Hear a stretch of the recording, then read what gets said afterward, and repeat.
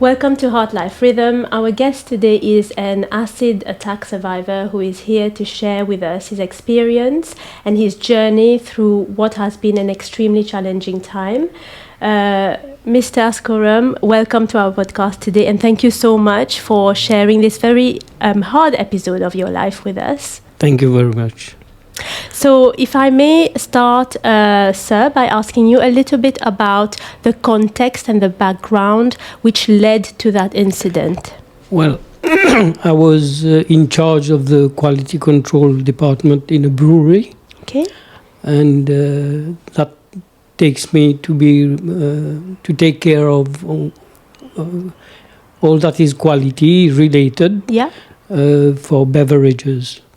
So I trained a lot of people with quality HACCP concept, and I tried promoting people from the brewery, people working as factory workers, but they had minimum qualifications. So I promoted a guy as lab technician in my lab. Okay. And I trained him, and after a few years we employed somebody else with proper qualification, to assist me and the other staff of the quality control department. That guy was not happy with the nomination of that person, and he was frustrated. I think maybe I'm wrong. As a result of the frustration he had, he planned the acid attack. So he was one of my own staff. So he was a colleague. He was a colleague, one of my peers. He started doing things wrong and being responsible of the department. I brought him to reason several times. And the last time one was on a Saturday in 1995, in March, 22nd of March 1995, a Saturday. I bring him, I talk to him. And he listened to me properly. When I got back on Monday, resume work, he was waiting for me with a beaker of acid. And when I opened the door, I entered, he just threw nearly 1 liter of concentrated sulfuric acid, which is currently available in the lab for tests, for whatever analysis we required. Okay. So he was a technician, he knew where it was, so it was not a problem getting the acid. So I got assaulted. And I cried and running in the corridor. I knew the area very well, so I went downstairs. The laboratory is upstairs on the first floor. I went downstairs, and many people came. He was the first person to put water on me, so to diminish the burning effect. And I fell unconscious and was taken to hospital. May I ask a question here? How old were you? I was 34 years old. And you had a family at that point? 34 years old, and I had 2 daughters, 3 or 4 years old. Very young family. Yeah, very young family. And another question, if I may, did you know immediately this was acid on you? Yes, because I know the bottle of acid. When he was pouring the bottle of acid in a beaker. So I could see the label on the acid, and I knew very well the bottle, how it is. I trained I said before, I train all the personnel, so I instruct them where to put these ingredients and how to use them. So it is very easy for me to recognize. Okay. And then the events after that, sir? So you fell unconscious? So, from the time I fell unconscious, I regained consciousness. When I was on a bed in hospital, I was already given the first treatment in casualty department in Candace Hospital. And I was people could not recognize me. I was completely, my head, half of my face on this side, my hand, and at the back. In fact, when the guys threw the acid on me, I just had the time to do this. So I got this part protected, the eye was protected, and the acid was on the on my back, on my hand, and a few bits on my knees also, my feet also. And how deep was the burn? I couldn't feel any pain afterwards. After the pain, just in the beginning, but after that, after the treatment, there was no pain, as if I was not burned. Then I asked the doctor, and he said that all the nerves were burnt, so it was a 3rd-degree burn.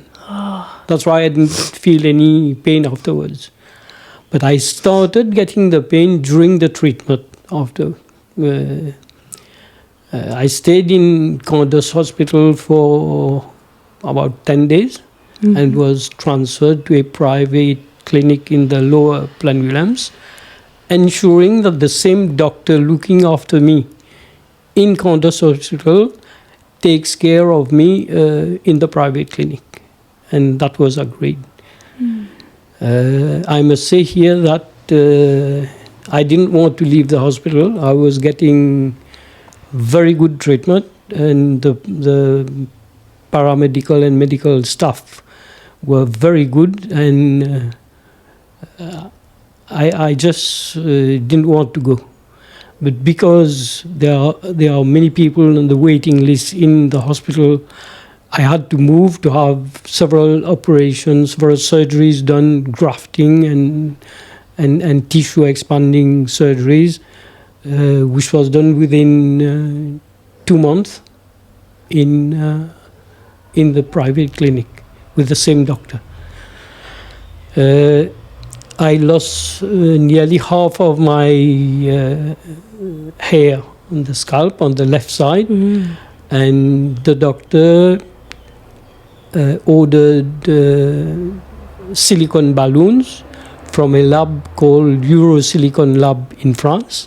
Okay. And when that came, they opened up the scalp, introduced the tissue expanders, and tried pumping in the balloon. You just get your head inflated just like a frog. Yeah. And then after 2 weeks, the doctor removed the tissue expanders and brought all the hair with the scalp on the left side and corrected the... instead of having hair on one side only, that same hair was brought on the left side also. It just extended to the left side, and I had 175 stitches. This is just on the head? Just on the head. And that operation lasted for nearly 6 hours or more. I mean, removing the scalp and putting the stitches and doing all the grafting. I have been doing surgeries, grafting surgeries, for 8 times, roughly between 2-3 hours, the longest being 6 hours, and all under GA.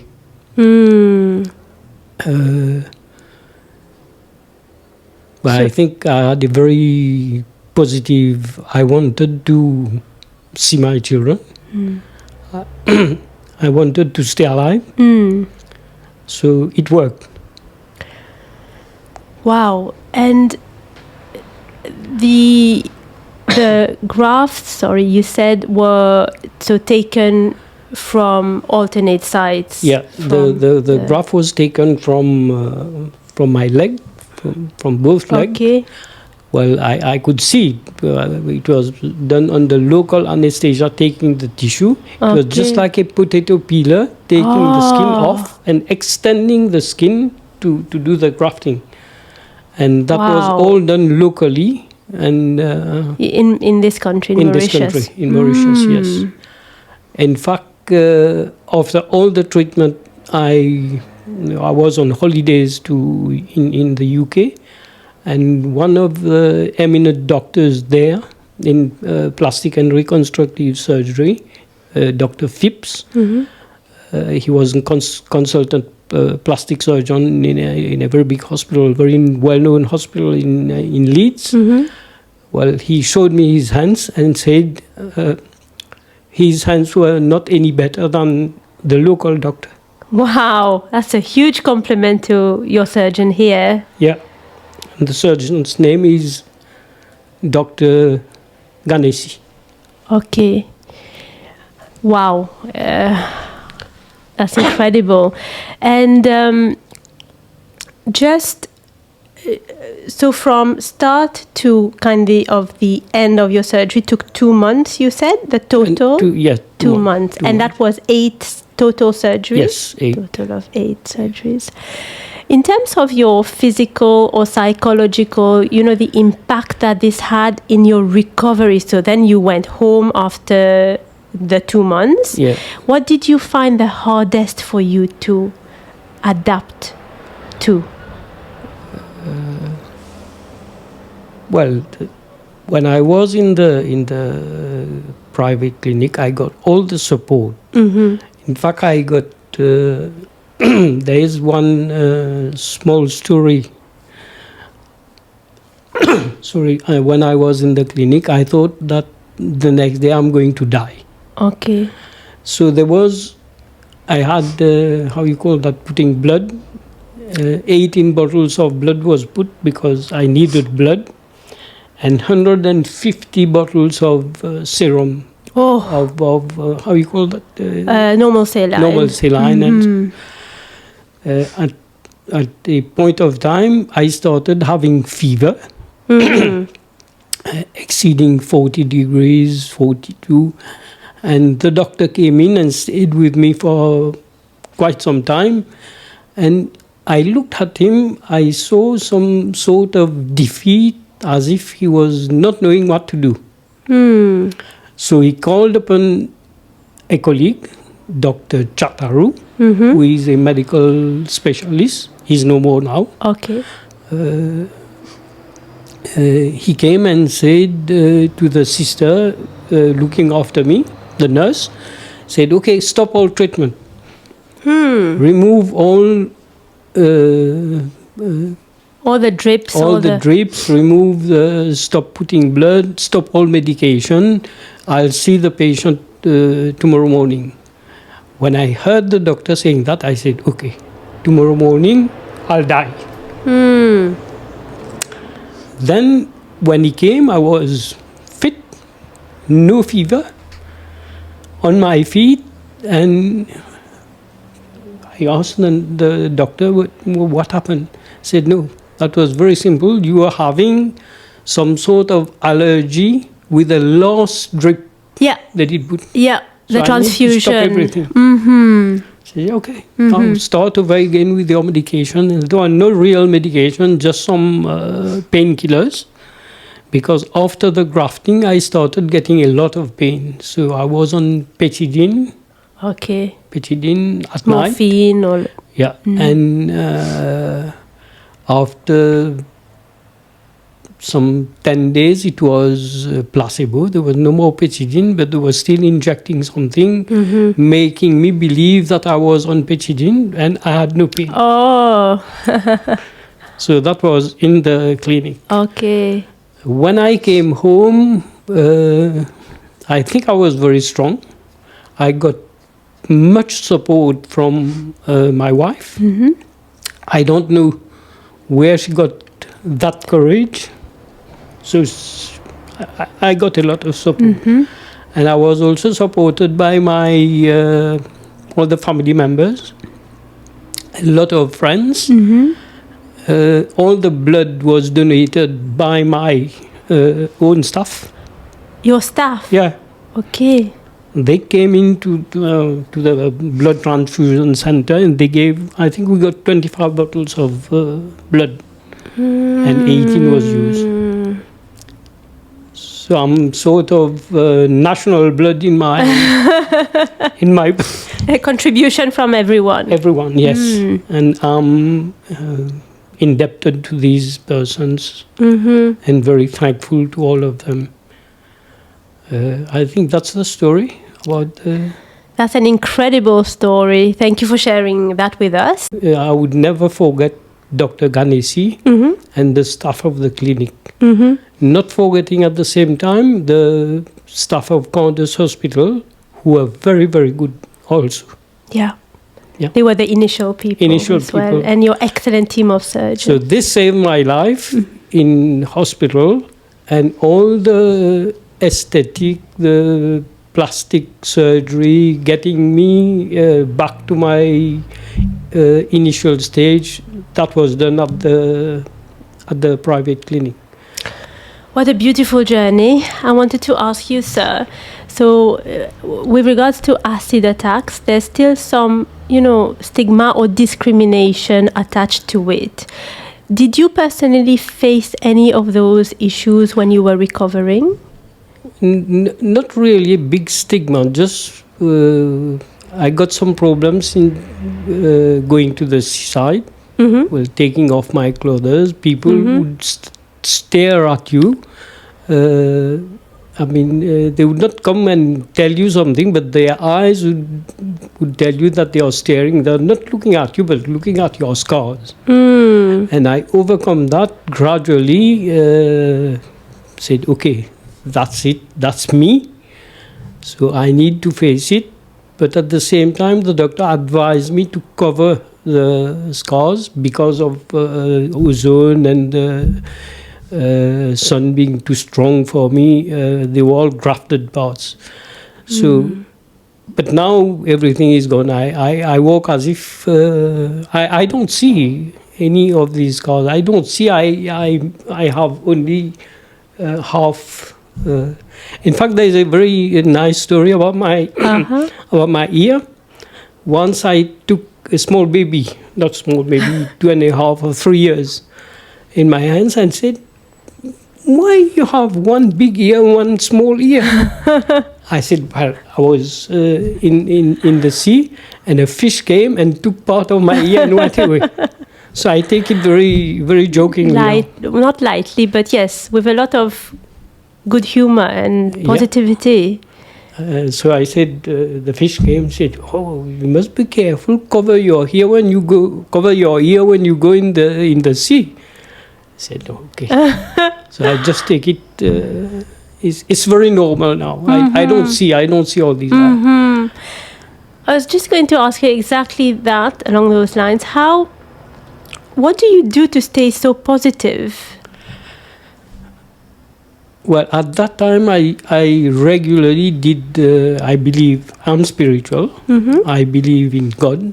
I don't believe in ceremonial things. I mean, doing sitting down rituals and so on. But at that time, I was also doing rituals.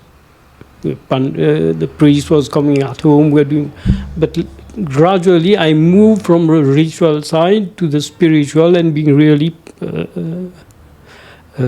spiritual and doing things that I want to do, that I think is right to do, and I think that's the key.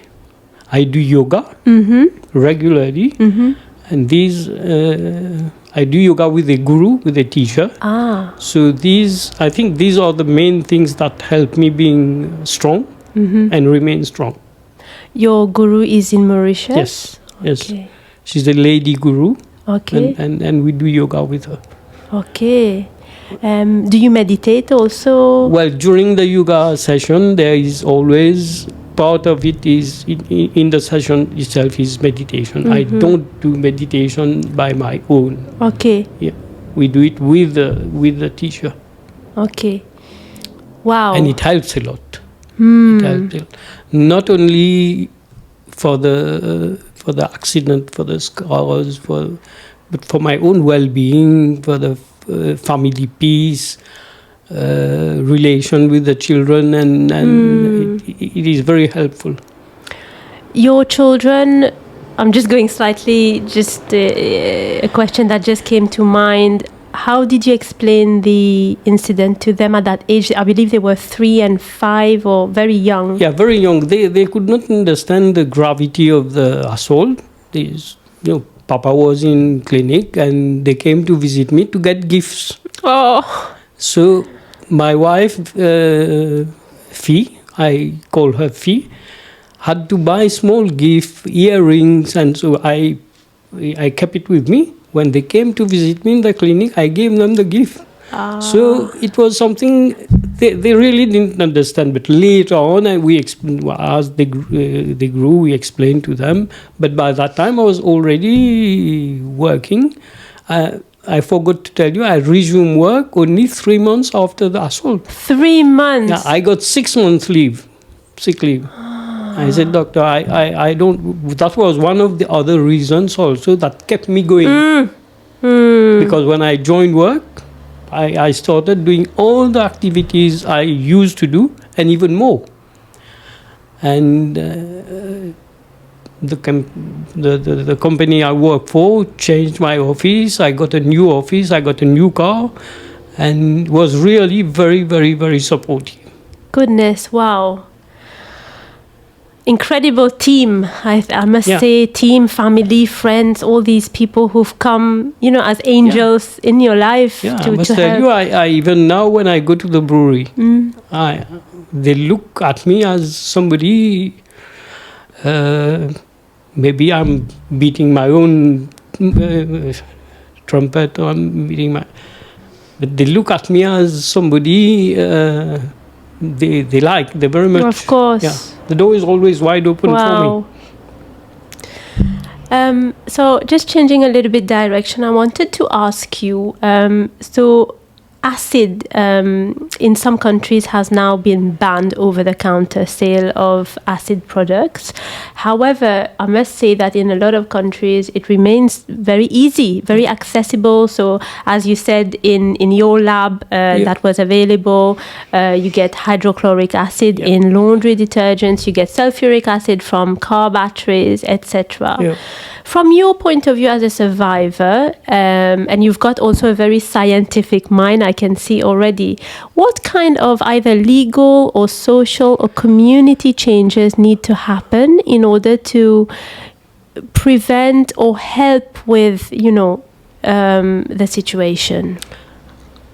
Well, I don't believe that laws or getting things more rigid would change the state of things. I would take a very simple example. You have knives in your kitchen. Can you stop using knives? So if somebody wants to kill you, he'll take the knife and kill you. Anything can happen. You drive your car tomorrow, anything can happen. So I'm not for these getting laws and legislations and things like that to prevent people. It's I think some sort of education that has to be done. We have lost this cluster family we had a long time before, people together. Everybody is living alone, living on their own. And I think this is bringing a lot of psychological problems with people. So stop selling acid would mean stopping everything, stopping life itself. You have fertilizers being sold everywhere. You have insecticides in the supermarket. How would you deal with all of this? So I don't believe so. It's the mindset of people has to change. There has to be a shift, really. A shift within. Maybe yoga can help. Maybe meditation can help. I don't believe in getting laws more stringent. I don't believe in that. Yeah, you can buy anything anywhere. True that. Yeah, anywhere. True. You buy hydrochloric acid for anywhere in the shops. Yeah. So people use it for other things. We can't stop progress. We can't stop science doing whatever it's doing for the benefit of people. So restricting these would not stop accidents or assaults. That's my point of view. Okay. What eventually? What happened to your attacker, sir? Well, he was. The case, the police case, the case went to court, and court cases are very long. I mean, many countries in UK, in Mauritius also, it took about 10 years going on. I think we had more than 37 sessions. And at the end, the case was dismissed on grounds of abuse of process. It means that because the case took too long, and in fact, it was not a fault from the judiciary, it was that the barrister was not here at one time. They asked for postponement, but postponing. Then it was not the answer was not that the assaulter was not recognized as being the assaulter.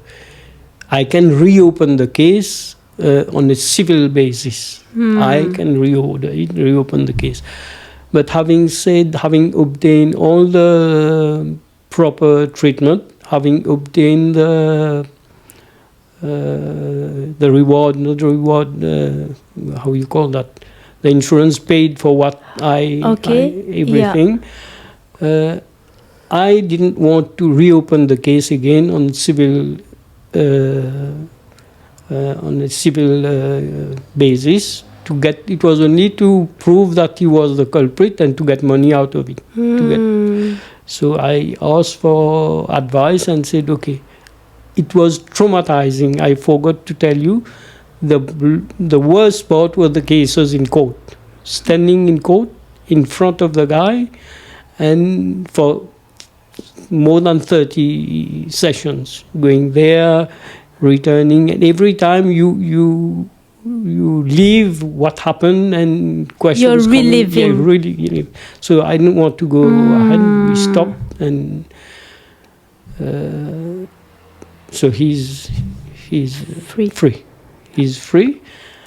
I don't have any grudge. I just have some sympathy for him now, because some people came to me and said, I can do bad things to him.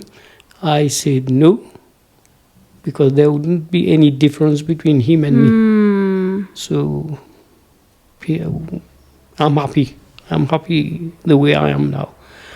What are some things you would have liked to tell him or ask him?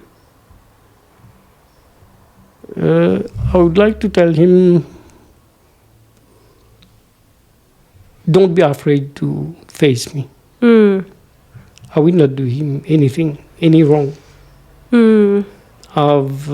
You've forgiven him? I have forgiven him, but I will never forget the incident. Of course. Yeah. But he's forgiven. Wow. Takes a lot to forgive something like that. Yes. What advice do you have for acid attack victims who are going through the initial phase right now? Well, having gone through all these traumatizing experiences, I would tell these, in the first place, I don't wish to see any victim of acid, but if there are victims, I would suggest that they follow all the treatment they get. We have very good medical treatment in the private and the public clinics. Don't do things by themselves. Follow the advice of the medical staff. Have confidence in their doctors. Pray